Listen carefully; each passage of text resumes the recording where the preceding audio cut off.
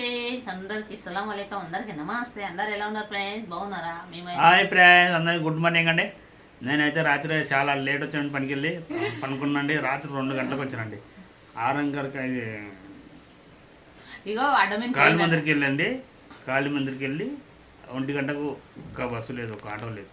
ఒకటి ఆటో వచ్చిందండి. ఆటోకి ఎక్కించి లంగర దగ్గర దిగి వచ్చేవారు. ఇంటికి వచ్చేవాడికి రాత్రి 2 అయింది. ఆకలి అవుతుందండి. మా కూతురు లేచింది, అన్నం వేసింది, తిన్నాము. గుడ్డు కూర చేసినాము, అది చేసినాము. 1 అయింది, 2 అయింది. నిన్న ఆదివారం పని ఏం దొరకదు. ఇంటికి రా అంటే వినకుండా పోయింది. అడమికి పోయిండు. పని దొరికింది అంట, సామాన్ మోసేది. ఎందుకంటే ఇంటికనే ఉంటున్నాడు కదా, సామాన్ మోయనికన్నా దొరుకుతుందా అని సామాన్ మోయనికే పోయిండు. 2 అయింది. ఫోన్ స్విచ్ ఆఫ్ పెట్టుకున్నాడు, అన్ని స్విచ్ ఆఫ్ పెట్టుకున్నాడు. 2 గంటలకు వచ్చింది ఇంటికి. ఫోన్లో ఛార్జింగ్ అయిపోయినందుకు. ఇంగిపోతే పని లేదు చూడండి. అక్కడ చేస్తారు, ఇంటికని అయిపోతుంది. గిట్ట ఇంటికని ఇప్పుడు అయిపోతుంది. మళ్ళీ ఒక్కరోజు చేయడం, 2 రోజులు ఇంటికాడ కూర్చోవడం. అర్థం మెల్లగా రాదు.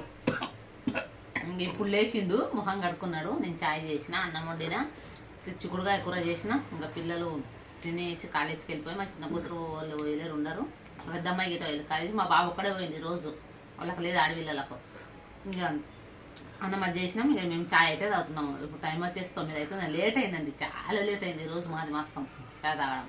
అంటే నేనంటే ఇంతకుముందు లేచి తాగినాలేండి. నేను పొద్దున్నే రాసుకొని తాగుతా. ఇది 2వసారి ఛాయ్. ఇంకా ఇతనికి ఇప్పుడు ఇస్తుంది. ఇక సరే ఫ్రెండ్స్.